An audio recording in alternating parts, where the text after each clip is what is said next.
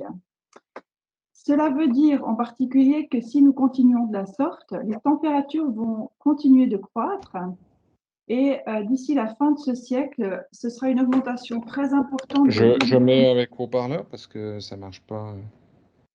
Voilà, est-ce que tout le monde a bien, est bien connecté? J'espère, je continue, hein. Et pensez à bien couper vos micros, s'il vous plaît. Voilà, merci beaucoup. Alors, ça veut dire que si nous continuons de la sorte, les températures vont augmenter de croître, avec d'ici la fin du siècle une augmentation très importante des jours de canicule et des nuits tropicales dans nos régions. Et à l'inverse, les jours de gel devraient diminuer. S'ils sont aujourd'hui de quelques 80 jours, donc 80 jours pour les années 2020, ils pourraient baisser à 59 jours dans les années 50, donc 2050, puis à une trentaine seulement dans les années 2090. Ça nous montre donc bien qu'il faut agir, puisqu'en même temps, on aura aussi des événements de pluie qui deviendront de plus en plus extrêmes et qui vont devenir aussi de plus en plus courants. Donc, si rien n'est entrepris, on nous annonce une température qui pourrait augmenter dans nos contrées de 7 degrés en moyenne à l'horizon 2100. Ça signifie un profond changement de notre climat et des impacts majeurs sur notre territoire, sur notre agriculture, sur les écosystèmes, sur nos ressources naturelles et bien entendu sur notre mode de vie. Mais malgré tout, on ne va pas baisser les bras et l'espoir de subsister. Cette évolution, elle n'est pas inéluctable, simplement, il nous faut réagir maintenant en mettant tout en œuvre, tous les moyens qui sont à notre disposition. Il en va de notre responsabilité d'élus, mais aussi de citoyens.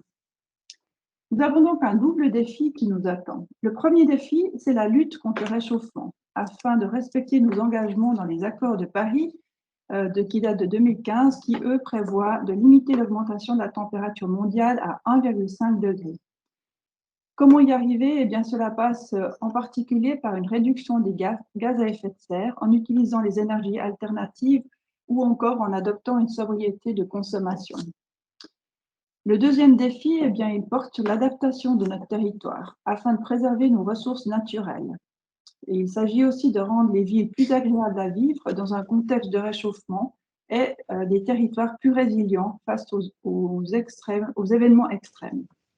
Donc, pour atteindre ces objectifs de cette transition, nous devons nous attendre à devoir fournir des efforts importants sur différents plans, qu'ils soient sociaux, sociétals, financiers, humains et bien sûr politiques.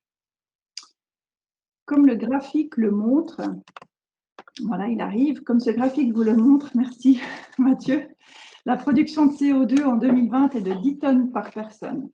Il faudra une réduction de 10 fois cette production de CO2 actuelle par personne et par année pour arriver à 1 tonne par personne en 2050. Tout cela pour un but commun que nous devons réaliser ensemble, car l'objectif est bien d'atteindre la neutralité carbone en 2050.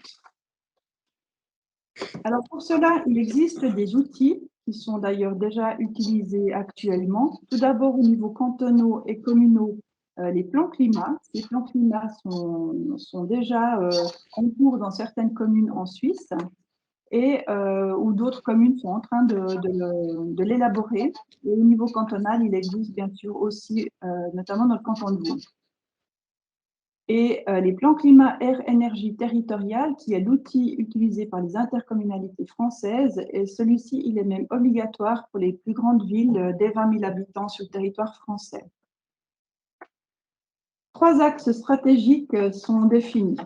Tout d'abord, l'aménagement du territoire a un rôle essentiel à jouer dans cette transition. Par exemple, en visant un développement urbain sobre qui ne consommerait pas de nouvelles ressources. Un développement urbain qui limiterait les déplacements au minimum et permettrait aux habitants de choisir la mobilité douce ou les transports publics essentiellement et qui pourrait ainsi favoriser la production d'énergie locale. Dès demain, il s'agira de valoriser encore plus fortement les écosystèmes qui contribuent au bien-être général de la population et pour la société d'une manière générale. Vous le savez certainement, ces écosystèmes permettent d'atténuer les gaz à effet de serre dans l'atmosphère car ils séquestrent le carbone et ils facilitent ainsi l'adaptation de la société au changement climatique. L'aménagement du territoire doit également permettre d'anticiper les risques qui sont liés, par exemple, aux inondations ou aux pics de chaleur. Construire la ville autour des infrastructures de transport public. Ça, c'est une des clés du report modal de la voiture au transport en commun ou encore à la mobilité douce. Densifier autour des gares, par exemple, et des nœuds ferroviaires de transport est aussi une manière de renforcer les plus petites centralités et de ramener les services et les équipements plus proches des bassins de logement. Dans le Grand Genève, 37% des habitants vivent à moins d'1 kilomètre d'une gare. 53% dans le canton de Genève et 26% dans le district de Nyon, et enfin 24% de la population dans le pôle métropolitain du Genevois français. Il y a donc un potentiel à développer ou en tout cas intensifier de ce côté-là. Et le but serait de favoriser la création de quartiers vivants et de services autour des gares pour construire une ville qui offre une alternative à la voiture individuelle. C'est par ce biais que nous réussirons à développer la ville des courtes distances. Soit une ville à courte distance, c'est une ville qui offre dans un périmètre accessible à pied ou à vélo les principales fonctions urbaines. Fonctions urbaines, c'est habiter, travailler, s'approvisionner, s'épanouir, apprendre, être en forme. Vous avez le petit rond avec des couleurs qui reprend ces 6 fonctions. Mais cela veut dire un développement dense, il faut en être conscient, un développement compact et une forte mixité fonctionnelle, mais aussi des aménités et de la qualité de vie, avec des accès aux espaces de délassement. Privilégier un mode de développement de l'urbanisme circulaire, ça veut dire accepter la croissance, mais en adaptant la manière de construire. Il s'agit d'imaginer le développement autour du recyclage, avoir en tête la densification, mais aussi la transformation et l'intensification de l'activité humaine sur un territoire qui est défini. Tout ça pour préserver les ressources du sol. Au maximum, il s'agira d'utiliser les construits actuels, en gros, faire avec ce que l'on a. Et de citer Sylvain Grisot, la frugalité en sol de l'urbanisme circulaire induit celle de la mobilité, celle de l'énergie et celle des matériaux. C'est donc pour Sylvain Grisot la clé de la transition globale à saisir. Vous avez la citation au bas de la slide sur la gauche. Privilégier les énergies renouvelables locales. La ville n'est consommatrice de ressources et d'énergie. Elle fait que ça, en fait, elle consomme. Elle regorge de potentiels locaux que l'on peut exploiter. Comme vous le savez, plusieurs projets sont en cours dans le Grand Genève. On a par exemple le méthaniseur de Viry, autre projet, le cadastre solaire de Genève, ou encore le projet Génilac, qui est un réseau thermique écologique qui fonctionne avec l'eau du lac Léman et de l'électricité qui est 100% renouvelable. D'ici à 2035, Génilac offrira la possibilité de réduire des émissions de CO2 de 70 000 tonnes par an dans le canton de Genève, soit l'équivalent des émissions annuelles de 7 000 Genevois. J'aimerais vous parler aussi d'un projet sur la côte dans le district de Nyon. Il s'agit de Thermoréseau Gland. Thermoréseau est propriétaire de 2 centrales de production de chaleur et d'une centrale à Pelay. Et grâce à un chauffage à distance écologique, plus de 75% de cette chaleur distribuée par le réseau est issue de l'énergie renouvelable de la région. Il s'agit du bois et du solaire. Et ce chauffage à distance chauffe un écoquartier de plus de 1200 habitants et 2 collèges de 900 élèves. À l'horizon 2023, cet ambitieux projet permettra d'alimenter Thermoréseau par l'énergie de la géothermie. Et celui-là, c'est de l'eau chaude qui va provenir des sous-sols de Vinzelles, petite commune viticole de région de Nyon. Je vous la recommande, il y a des très bons vins. Une petite commune voisine de la ville de Gland. Et la géothermie, c'est en moyenne profondeur, mais ça va quand même jusqu'à 2500 mètres de profondeur pour trouver de l'eau chaude. Comme vous voyez, c'est un projet très prometteur, ambitieux, mais ça permettra d'étendre encore le chauffage grâce au chauffage à distance à Gland. Et si ça vous intéresse, les forages vont démarrer en 2022, en août en principe. La foreuse, elle est actuellement à Lavey, qui est dans le Chablais vaudois, près du Valais. Et ensuite, la foreuse viendra à Gland. pour démarrer ces forages et on se tient les pouces quand on trouve de l'eau bien chaude. Les espaces naturels, donc les services de régulation, c'est un peu technique, mais enfin, c'est les espaces naturels qui sont au cœur de l'agglomération, sont également une ressource. Ils rendent de grands services et il faut, concernant l'aménagement, il faut pouvoir contribuer à préserver et à reconstruire l'infrastructure écologique pour nous aider à affronter ce réchauffement climatique. La création de contrats-corridors et de réseaux agroécologiques dans le district Nyon, par exemple, sont des outils qui peuvent servir à promouvoir la biodiversité et favorisent le stockage du CO2, tout en augmentant la circulation des espèces animales, ce qui est fondamental pour leur reproduction. Les réseaux agroécologiques sont portés par les agriculteurs qui se constituent en association. Les contrats corridors, par contre, peuvent être mis chez les privés, les communes ou encore des surfaces cantonales. Les cours d'eau sont également des sources de fraîcheur qui permettent à la végétation de se développer. La renaturation de certains cours d'eau sont nécessaires, comme vous voyez sur les photos, sur les slides, par exemple à Ambilly ou à Chouley. Pour notre approvisionnement, nous devons nous donner les moyens de favoriser les circuits courts.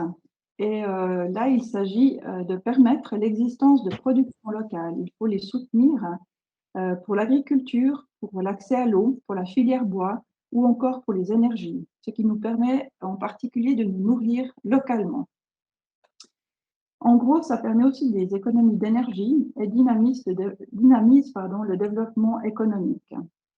Quelques exemples concrets sur Genève, les laiteries réunies de Genève qui valorisent localement la production des paysans du Grand Genève, puisque nous avons des paysans du district de Nyon, du canton de Genève et de la zone franche qui livrent leur production laitière aux laiteries réunies. La promotion des labels qui favorisent l'agriculture locale, comme le GRTA, donc Genève Région Terre. Les services culturels et les services de loisirs, en fait, c'est ce qui nous touche, nous, en tant qu'êtres humains. C'est, par exemple, des beaux paysages, des belles forêts, tout ce qui appelle un petit peu à la spiritualité, l'éducation, l'appréciation de la nature qui nous entoure. Et l'humain a besoin de pouvoir accéder à ces loisirs de nature.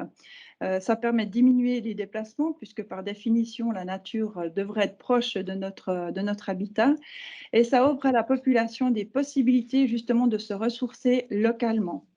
Là, on pense bien sûr au tourisme de nature, au tourisme tout court, au sport dans la forêt ou dans des espaces naturels, à la promenade en famille et à la culture d'une manière générale. Ça passe par la valorisation de nos espaces naturels, au profit de la population.